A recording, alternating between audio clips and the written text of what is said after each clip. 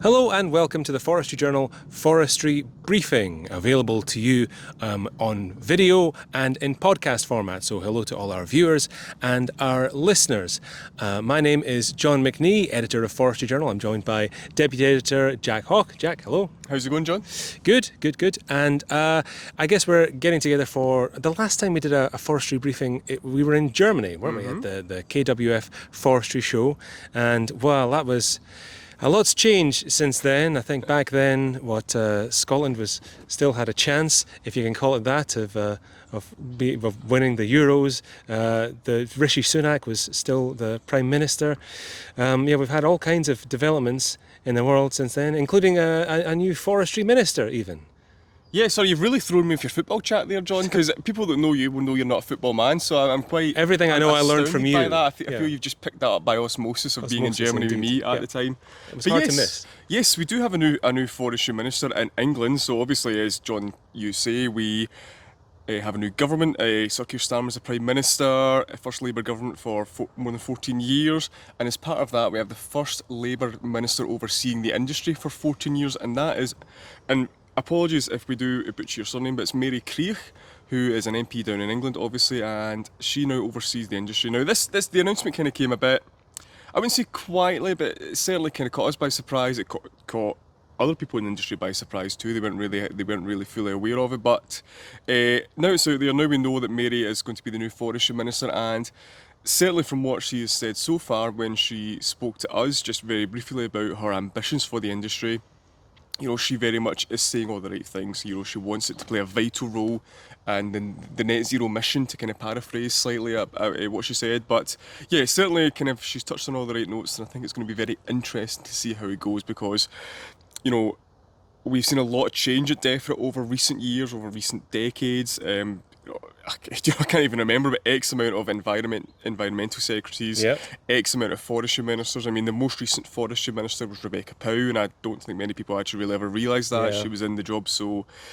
such a short space of time. But we have had good ones in recent times. Trudy Harrison, I think, for example, was generally very well seen. Said a lot of the right things. Yeah, exactly, and very well respected by the industry. So hopefully Mary's going to certainly build on what's happened in recent times, and we have seen a bit of progress, I think, in England. How much progress probably depends on who you speak to, but we have seen a wee bit of progress, so yeah. Well, it's early days. Let's hope she's in the job for long enough to give us some headlines. And we'll get to the other headlines in a moment, but before we do, I should mention that our sponsor today is Tubex. Tubex, specifically this edition, is sponsored by the Tubex Tree Shelter Collection and Recycling Programme. Now in its third year, the scheme allows foresters to bring their used shelters to 15 locations across the UK to be recycled free of charge, with doorstep collection also available for a fee of £39 per dumpy sack. The collection and recycling programme runs from May until late September and accepts polypropylene or polyethylene tree shelters or mesh tubes from all manufacturers. To find your nearest hub or book a doorstep collection, visit tubex.com/recycling. Once again, that is tubex.com/recycling. Goodness, your practice paid off there, remembering that line. That was yes, we'll put that in a wee description in the comments, and it'll be on the website too for people that maybe are listening to the podcast. Yeah, okay, so moving on to, I guess, the top story. We're going to be, we're here in this quite nice broadleaf woodland, as usual, to talk about Sitka, which is what we spend most of our time discussing on these chats, and it's not great news for Sitka this time. It's kind of news that we've been sort of dreading for a long time, which is that Ips typographus, the eight-toothed spruce beetle, the European eight-toothed spruce beetle, has been found, has it not, on Sitka spruce wood finally. Yes, so this is the kind of thing that is probably sent alarm bells ringing for a lot of foresters in the UK now. We all know how important Sitka is to the UK forestry industry. The bedrock of the UK forestry. Totally, particularly in Scotland, and we'll get onto this in a wee bit, but 50% of commercial species that are planted is Sitka spruce, so it's hugely important to the industry here now. Ips, as you correctly say, we've spoken about it so many times since launching this briefing, which was only a year ago, and yet it's been such a kind of ever-evolving story in that year since. But after recent events where the demarcated area in England was extended about 100 miles north, that was the sort of first bit of bad news at probably the start of June. This month, in July, as you're probably watching this, or last month, sorry, as you're maybe watching this, we heard the news, as you say, John, that for the first time, Ips had been found on Sitka spruce. Now, this was in West Sussex. It was near, and I'll make sure I get this right, it was near infested Norway spruce already within that demarcated area. And I think what's important to say is it was not healthy Sitka spruce. I'll get onto that maybe in a bit more in a second. But yeah, it's worrying news now. As a result, and this has maybe been for a while, but just again, it's been reiterated that landowners in the south-east of England have been told to proactively remove and replace Sitka spruce. Again, that's quite a big step now. Yeah, I think the question is, sorry, not to go on too much of a tangent, but this kind of follows on, as I say, that kind of various progressions of the pest in the UK after being discovered in 2018. It was kind of very much just in that kind of southeast, southwest of England area, in Kent and Sussex, but it's begun to spread sort of north just as time's gone on. And we obviously had those 2 cases in Scotland last year, which quite a separate thing, but still, it's been found in Scotland. Yeah, and until now, it's been found predominantly on Norway spruce, which is the species that it has decimated across huge swathes of Europe, and we don't.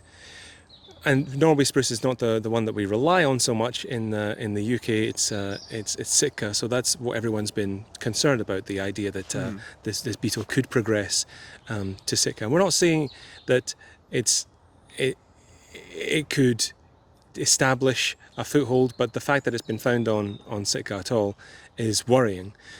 Now in Europe, what exacerbated the problem was that the beetle, it doesn't typically come after healthy trees. It goes after trees that are already quite damaged and weakened by drought, by storm damage, by things like this.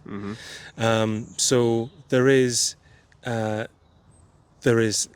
to say that we don't know exactly how, because it's such early days, we don't know exactly how it affects Sitka, what it would go after, but it seems likely that it would not go after healthy Sitka, and so you hope in the places where, in a lot of the country, even places where they would it's continuing to be planted, which is a lot of places, particularly around Scotland,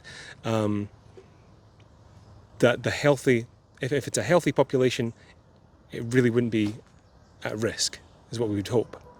Yes, it's what we would hope, and it's hope, but also I think so far, from the evidence we have, that actually points to that generally being the case. Now, there's a very good blog post published by Dagan Inward from Forest Research on the Forestry Commission, just on the back of this latest Sitka spruce news, and there's a few things I think which are really worth taking out from this. One, you mentioned about healthy spruce. From their research, and I'll make sure I get this right, so I will check my notes, apologies, but to date, Ips has not been found on healthy Sitka spruce anywhere, so that's to date. Currently, there, between British researchers and researchers in Denmark, there's a partnership looking into Ips, looking into how potentially devastating this can be. And what they found is, again, to date, it struggles to establish itself in healthy stands and healthy spruce trees, no matter the species of spruce. So again, there's evidence there that as long as trees are healthy, you're generally going to be okay. There's one other thing which I think is worth pointing out from this blog post and this research, till we got into maybe a wee discussion about it, but since it arrived in 2018, there's generally been a question: how did Ips get here? How did it actually get across? For a long time, the assumed theory was that it had essentially, I think, blown over, I think is the phrasing that gets used. So it blown over from the continent, from France, Belgium, I think were generally the kind of dominant countries in that discussion. Now, this theory had been disputed a wee bit for a long time, just generally because the evidence we had, as I understand it, the evidence we had didn't suggest that Ips could travel that distance across the channel. Yeah. However, Again, according to this really good blog by Dagan, the evidence Which now we suggests... should perhaps link. Yes, we'll put that in the comments as well, and we will be covering it on the website. But a large-scale test in 2021 actually essentially proved that no IPS can fly across. It can traverse more than 160 kilometres to get to England. Now, they're still maintaining that that's how IPS has got into all the sites in England, as I understand it. So again, in theory, what does that mean? Does it mean it won't be able to ever get to Scotland? We don't know. I think we still don't know. There's a lot of questions there, but yeah, I think it's so interesting. This has been an ever-evolving thing, and it probably will continue to evolve. But you mentioned, I think, the fact that, and as I say, Dagan mentions this, that it can't establish itself in healthy spruce trees. But this has me thinking of, we really have a problem with woodland management in the UK, don't we? We do.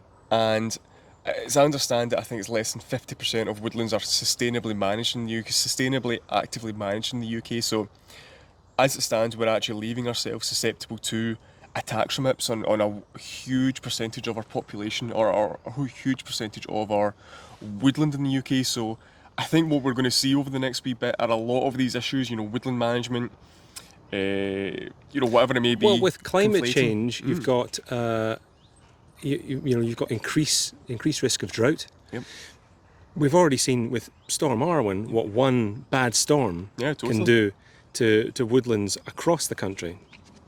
And then if you had a situation where Sitka woodlands across the east were affected by that 1-2 hit of drought and storm damage, and then facing IPS typographus just flying across, no way to prevent them coming in, they could be an absolute disaster. The unfortunate thing as well is there's a reason that, we'll keep coming back to this, but there's a reason that Sitka spruce is so well liked, is because it does so well in the UK. Planted, it's fast growing. It grows, fairly pretty straight. The timber is great. It's very, very reliable, and there are not many really decent options. People are being advised to remove Sitka and replace them with another productive commercial species. There's not too many options. Obviously, Norway spruce is out. Larch, hemlock, that's not going to. As well. Ramorum, it's like there's the various different things that because there's so many different pests and diseases. So what have you got left? Douglas fir, Scots pine. Yeah, it's like and it's just a dwindling. It seems like a dwindling number of tree species available certainly that we could you turn can rely on. I think Yeah. certainly you can rely on without the worry of pest and disease. But I think this is probably why it is going to be so important to actively manage our woodlands, because if we do manage those woodlands properly, the Sitka woodlands or whatever it may be, if we manage them properly, we clear them, we clear any sort of storm damage, as you say. In theory, going by the evidence we have so far, IPS won't actually be a problem. So I think there's a lot of these kind of conflating issues that are going to really play into this. I think whilst it's very understandable, people will be worried, and I think that's totally true. I think it would be wrong to say we're not a bit concerned about it as well and about this development. I think if the right steps are taken, we can at the very least manage this and make sure we get the most out of the existing Sitka spruce timber we have in the UK, and I think that's going to be so important over the next wee bit. And this is not a new kind of a new point. This is not very I'm not claiming to kind of have insightful analysis here, but if we manage more of our woodland, this will just prevent a lot of these problems becoming problems. And that again plays into what you mentioned there about drought and species variety and so on. These are things which all kind of come back to that big that question of woodland management. And definitely inadvisable to just sort of sit back and do nothing. The first discovery of IPS was in Kent, I think you said, in 2018? 2018. It feels like, IPS has been here and we've been talking about it for an awful lot longer than that, just 6 years. And in that time, it's arrived, it's established itself, it's spread, the demarcated area has gotten bigger and bigger and bigger. And for all that time, there's been the low-level worry about what if it one day attaches itself to Sitka, and just 6 years in, it already has. The situation can change quite rapidly. 6 years is not very long in forestry terms at all, No. is it? So who knows what the next 6 years could hold. So yeah, I think whatever action or preventative measures or otherwise you can take should be taken. And I think I think it's very likely we'll be here talking about Sitka spruce and Ips typographus at some point in the next 2 months, maybe the next 6 months. The way the rapid kind of change over the last year, I think would suggest that is extremely likely. So, and we'll certainly be talking about it more in this very briefing. Yes. But what was the next thing you wanted to talk about? The next story. Well, let's and again these lingering on this theme of Sitka spruce and commercial woodlands. Yes. I think unfortunately they kind of cross over in many ways. But this is potentially good news now. You might remember. Again, if you've watched this briefing, read the magazine or wherever you get your information from, you will know that commercial plantations in Scotland have taken a bit of a battering recently. Now that has not just been pest and disease, but that's actually been from public opinion, led or spearheaded particularly this year by a report from the Royal Society of Edinburgh, which said that, again, you'll know this, but that commercial conifer plantations in Scotland should lose access to public cash, basically, to kind of, condense that point. Now, this has been quite an ongoing discussion, but it would appear in many ways the industry wants to fight back, which obviously it does, and it now has a very good string to its bow to fight back. A new report from the Scottish Government has found that forestry contributes, and this is quite an unbelievable number, forestry contributes £1.1 billion to Scotland's economy every year. Now that's just Scotland, this isn't UK-wide, this is just Scotland, where obviously most forestry happens in the UK, but still, it'll be even more UK-wide, but 1.1 billion to the economy in Scotland. It supports 34,000 jobs, approximately 10,000 of them are directly employed, so that would be people working in sawmills, harvesting contractors, tree planters, office admin at Scottish Forestry. I doubt we're included in those numbers. No. We really do rely on forestry for our job. Yeah, we're very much on the outside looking in. Maybe we'll be 34,002 perhaps. Okay. Yeah. Anyway, so yes, it really kind of shows how important forestry is, commercial forestry is to Scotland. And you've had quite bullish quotes, I would say, from Kate Forbes, the Deputy First Minister in Scotland. She said that Scotland's forests and woodlands are a sustainable powerhouse, and she says they are increasingly important to Scotland now. Again, this comes in that context of many, what's the best way to phrase this, but certainly some players on the outside wanting to restrict the support the Scottish Government gives to commercial forestry, but this, again, is very good ammunition, I think, for them to argue the case for commercial forestry. Certainly, it's felt for some time that forestry did not have the backing of, I guess, the powers that be. Not in the same way that you suppose the farming lobby might. It doesn't really have politicians fighting its corner. Particularly, or a lot of people, not even politicians, but sort of generally, people not even aware of its existence. And it's good to have something to point to say, well, we're a lot more, vital and important and providing a lot more than you might realise. Totally, and obviously then it plays into the worry. This is the situation. But we have these threats we mentioned in sort of the first part of this discussion. So it's so interesting, I think, at the moment, the discussion in forestry, the discussion about big commercial forestry in terms of the future, in terms of where we go, because we can't ignore how important Sitka is. To go back to that that magic word, we can't ignore how important Sitka is to the industry, but we also can't ignore the discussion that is it the best approach or the most sensible thing to do to rely so much on this species if we have A, the threat of pest and disease, and B, the threat of public opinion potentially turning against it, even more than it already is, which we'll maybe go into in a second. It's not exactly popular amongst certainly the vocal minority in the country. So we need these are considerations we have to keep in mind in terms of commercial forestry, but you just can't deny how important that is, how vital it is, how the jobs it supports, and I think this is This is certainly good to hear. It's good. Well, yeah, it's quite.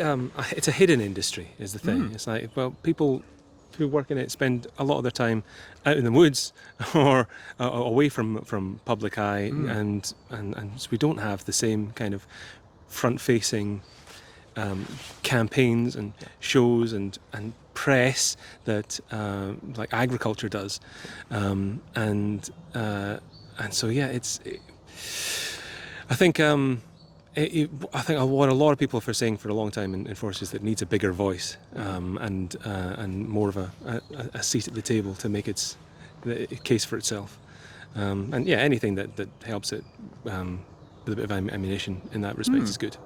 Totally, and I think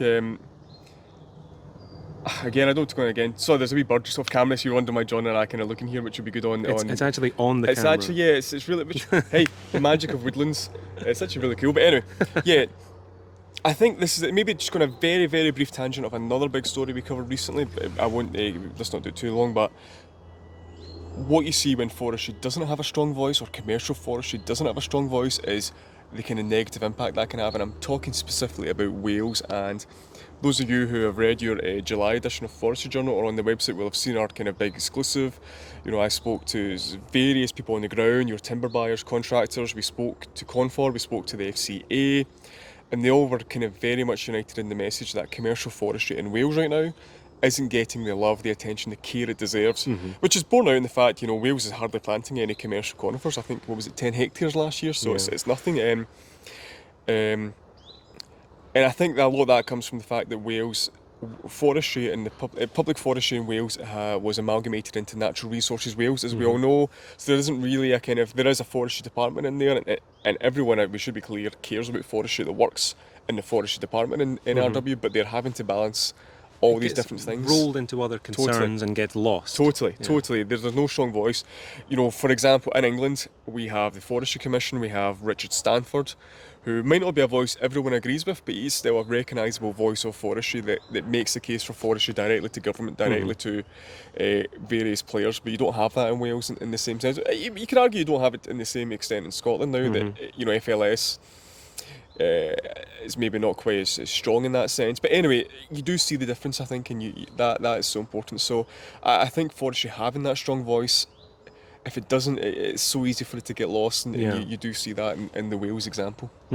Well, a point to raise would be as well, you know, if we contribute so much in Scotland through forestry, then why cut budgets? You know, it's like that's totally, and I think you're seeing that. Momentum might be overstating it, because realistically, yes, of course, many thousands of people will be involved in this job, but still very much a minority. But I think you're seeing a kind of, again, ground movement's maybe not the right word, but you're seeing a lot of discussion about where the forestry grant scheme, what it supports as it stands, and a lot of this is coming from, to go back to the point, opponents of forestry, very much in the RSC mould. And you saw this, for example, you're seeing this in a very ongoing scenario we can't probably talk too much about, but there's the Stobo Hope woodland in the Scottish borders. That's going to be, I think, was it 700 hectares of predominantly Sitka spruce. So we're talking about 1 million trees going in there. Yeah, totally contributing, you know, in 30 years' time, contributing a vast amount of timber to, you know, to Scotland's economy, to the UK's economy, to our housing ambitions and all these. Which we need. Let's remind ourselves. You know, there's not any. It's not like we don't need a huge amount of timber. It's not like there's not going to be a massive drop off in supply in the coming decades. So these are the kind of big plantation schemes that are really very, very important for the industry and the economy. Totally, and you know, you have, and again.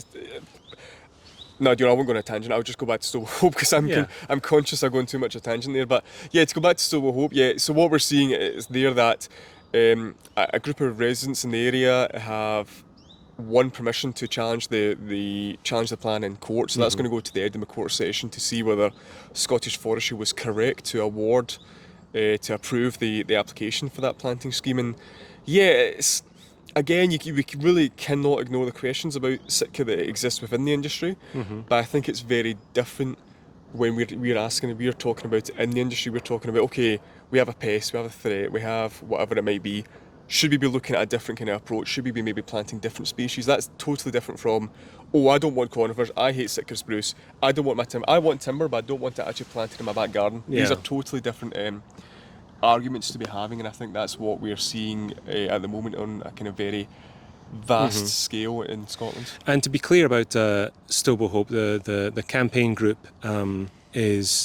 it really is the Sitka that they're objecting against. If you look on their page and stuff, they're asking to go back to the drawing board and consider, native species. If we come back to this whole, native versus What does native mean, non-native stuff, and you see the way that that the story is reported in the broader media in general. We're biased, we'll say that, because we have we're from Forestry Journal, so we have a certain perspective.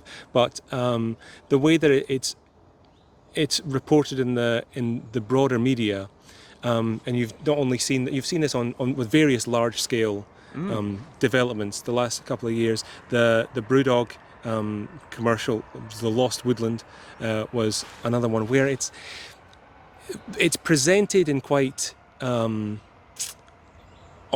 certainly, if not snide, but suspicious terms.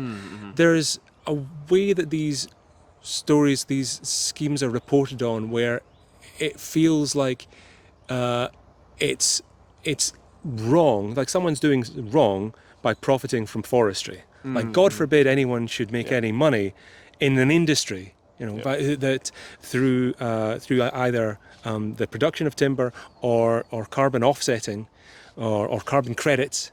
It seems to really rub people up the wrong way and can make something as simple as a forest investment scheme look like a real big bad, like the worst, most evil, wildlife damaging outfit out there, which is again, it's bad PR. Totally, and I think it's fair to have the discussion about who owns land in Scotland and the wider UK, of course. Who owns our land?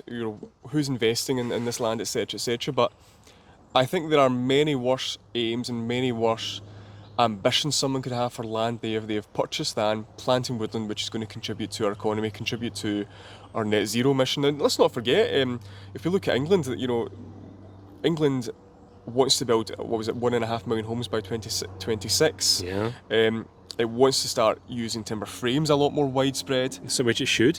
Exactly, because was it like 5% in England compared to 90% in Scotland? Yeah. They built with a timber frame. Now that timber's going to have to come from somewhere. Yeah, and when you're using a timber frame, I'm going to keep bringing this up, but what you're not using is steel and concrete, which use huge amounts of carbon and are very damaging to the environment. And when you're using homegrown timber, you're not shipping timber in from halfway around the world, which causes huge amounts of carbon in just the transport alone. Totally. But also, you're not guaranteeing that timber has been produced in the most environmentally sustainable fashion. I mean, this could be, for all you know, it could be old growth plantations and stuff that being decimated. Not really. It's not really. You can't be 100% sure of the standard that's coming in. So isn't it better to rely on timber that we've grown right here and when there's so much land and much of it, I was going to say, unfortunately, I'm trying to stay in relative. I'm trying to stay relatively objective, but the land that is sort of classified as an area of natural beauty and things like that. Which I don't know who gets to decide that a barren landscape is beautiful and one with trees is ugly or something like that. But apparently there's these decrees come down, and that means that you can't plant there. But personally, I'm all for planting an awful lot more. So I mean, that's me laid my cards on the table. You'll be very surprised to hear that telling me the editor of Forestry Journal wants to plant commercial is in species? favour of huge swathes of tree planting. I'm sure that'll still get you for in trouble with commercial. someone in Yeah. the industry, but hopefully not too widespread. But anyway, it's going to come to court. We don't know the details of we don't know the details about all that. We do know that the campaign group. I'm sure all lovely people. Happy to hear from them anytime. If you're watching this, please get in touch. Let us know your thoughts. They were aiming to raise £35,000 for the legal costs. Last I checked, they had about £28,000 raised. There's a groundswell of support from people saying, right tree in the right place, which no one ever says. That farmers should be planting the right wheat in the right place. But that's beside the point. But it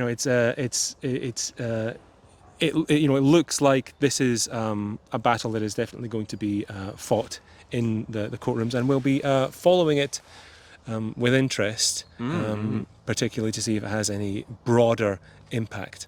Totally. And then maybe by then, let's see who else we can annoy. So that's farmers ticked off, people who like areas of natural beauty. Yeah. So let's. No, you're totally right, and I think that's your point is totally valid. That it's not really. I don't think it's very fair or appropriate for us just to go. We don't want commercial conifers here. Just plant them somewhere. Plant them somewhere else where we can't see them. Plant them in country X. I'll never visit. Country X, yeah. How is that? How is that better? We have the land here. Anyway, we support local jobs and all that. For us, it's a no-brainer. Again, with those caveats that it's important to have that discussion about what species we use and all that, and what the shape of the industry should be. But we're having a very different discussion to what's going on, and unfortunately, what's going on outside the industry, I think, has a lot of sway about what the industry has to do. So, Jack and I have our thoughts. We are a bit of an echo chamber here, so if you have anything you want to say, please let us know in the comments, or send us an email. You can certainly send an email to editor@forestryjournal.co.uk or to jack.haugh@forestryjournal. Yeah, send any complaints to John, john.McNee@forestryjournal.co.uk. That's where complaints go. One of these days we should do an episode that really just responds to some of the comments that we've had since starting the briefing, because I think it would be good to address some of the feedback. Totally, and we can maybe one of these episodes I'll just play devil's advocate and just be like, Sitka's rubbish, let's get rid of Sitka and all that. Let's out of context, that won't sound very good, so I'll make sure not to cut that clip up. But Anyway, I think that probably does us for today.